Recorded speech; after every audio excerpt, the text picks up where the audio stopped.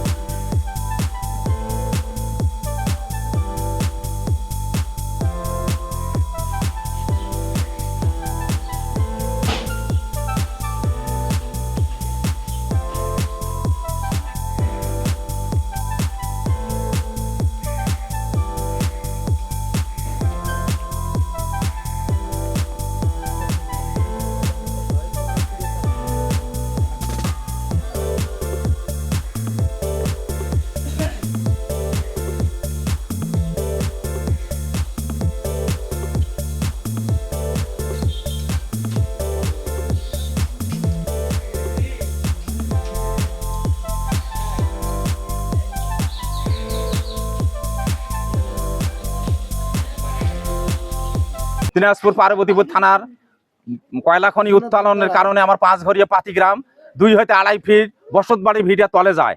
এই কারণে আমার বসত বাড়ির ভিড়াতে থাকতে পারতেছি না, নিরাপদে থাকতে পারতেছি না।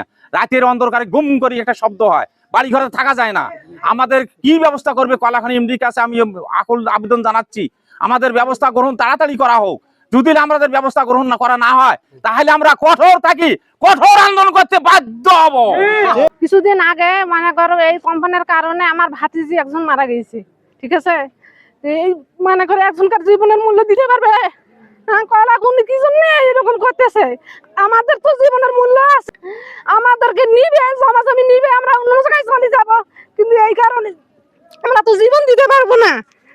আমাদের ঘর বাড়ি দাবি যাচ্ছে, মানে যখন ঝোঁক যায় তখন আমরা মানে ভয়ে আতঙ্কে একদম বাহিরে বার হই আর মানে বাচ্চা সবাইকে নিয়ে মানে খুব ঝুঁকিতে আছি।